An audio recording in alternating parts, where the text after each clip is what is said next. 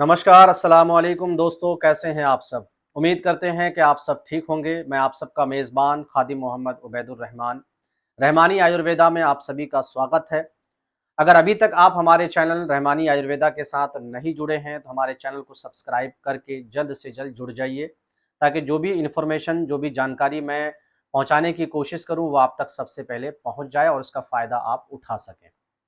दोस्तों, आज की इस वीडियो में मैं आप सभी को बताने वाला हूं एक ऐसी अद्भुत और अनमोल जड़ी बूटी के बारे में, जिस जड़ी बूटी का इस्तेमाल प्राचीन काल से होता आ रहा है। प्राचीन काल से लोग इस जड़ी बूटी को भारी तादाद में इस्तेमाल करते हुए आ रहे हैं और अलग अलग बीमारियों के लिए करते हैं, क्योंकि इनके जो गुण हैं, बहुत सारे गुण हैं। इन्हीं गुणों के वजह से इस जड़ी बूटी की एक अलग पहचान है और अदर जड़ी बूटियों से, दूसरी जड़ी बूटियों से एक अपनी अलग पहचान रखती है।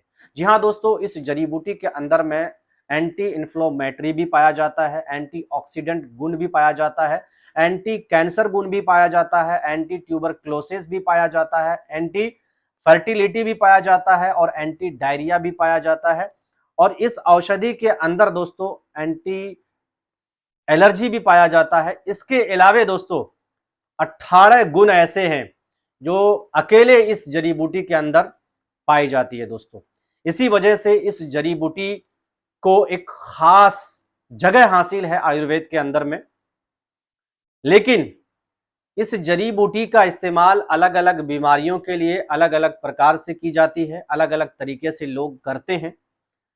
लेकिन आज जो हम इस्तेमाल बताएंगे, आज जिस बीमारी के लिए आपको ये जड़ी बूटी के इस्तेमाल करने के तरीके बताएंगे दोस्तों, वो बिल्कुल आसान है, सटीक है और अपने घर पर बैठे ही आप इस जड़ी बूटी का इस्तेमाल कर सकते हैं।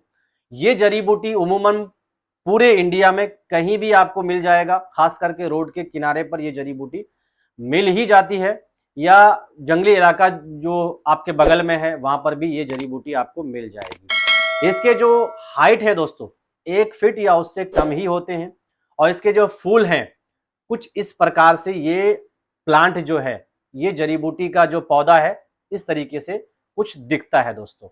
इसके जो फूल हैं व्हाइट कलर के थोड़े थोड़े आते हैं और इसके जो फूल जो हैं ये बिल्कुल हाथी के लिंक के जैसा ऊपर उठने के बाद जैसे ही ढीलापन हो जाता है उसी प्रकार से ये झुक जाता है दोस्तों। ये इसके फूल की एक पहचान है। इस जड़ी बूटी को अलग अलग जगहों में अलग अलग नाम से जाना जाता है, लेकिन हमारे यहाँ लोकल भाषा में इस जड़ी बूटी को मुर्गा जड़ी बूटी कहते हैं और कॉमन नेम जो है इस जड़ी बूटी का अधिकतर जगहों में इस नाम से जाना जाता है। इस अधिकतर जगहों में दोस्तों इसे हथी सूर के नाम से जाना जाता है।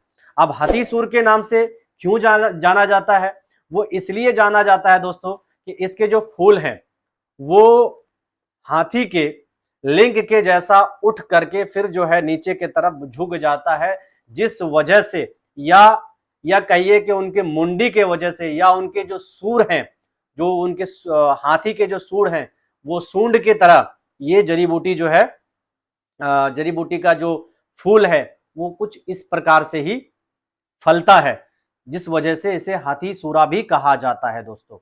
मैं आपको बता दूं कि हाथी सूरा के बहुत सारे अद्भुत फायदे हैं, बहुत सारी बीमारियों के लिए। घाव अगर आपका ठीक नहीं हो रहा है, हाथी सूरा का पेस्ट इस्तेमाल कीजिए, ठीक हो जाएगा।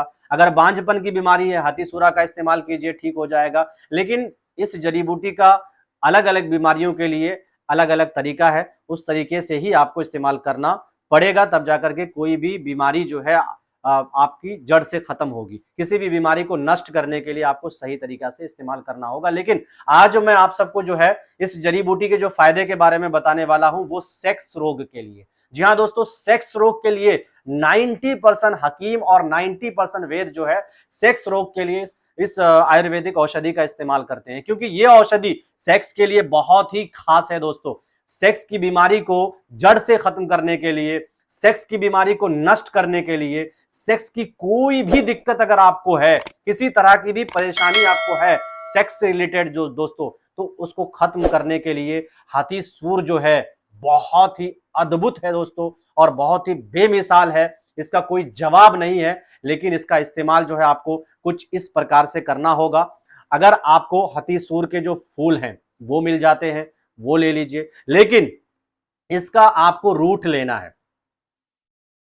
हो सकता है कि इतना सारा रूट मिले ना मिले, तो उसके वजह से आप हथीसूर के जो फूल हैं, जहां जो जो टहनी वो उठता है फूल के तरह, जो हाथी के सूंड के तरह, उसको भी लेना है और आपको जो है रूट लेना है, यानी कि जड़ लेना है। ये दोनों लेने के बाद अगर आपको ताजा मिलता है तो ताजा भी ले सकते हैं, और अगर आपको ताजा नहीं मिलता है तो इसका पाउडर के रूप से भी इस्तेमाल कर सकते हैं। पाउडर बना करके इसका इस्तेमाल किया जा सकता है, कोई दिक्कत नहीं है, फायदे बिल्कुल सेम ही होंगे। कुछ ऐसा है कि थोड़ा जो ताजा होता है उसमें थोड़ा फायदा ज्यादा होता है, और जो पाउडर बनाया जाता है हल्का ज्यादा डिफरेंस नहीं है, थोड़ा सा ही उसका फर्क है दोस्तों।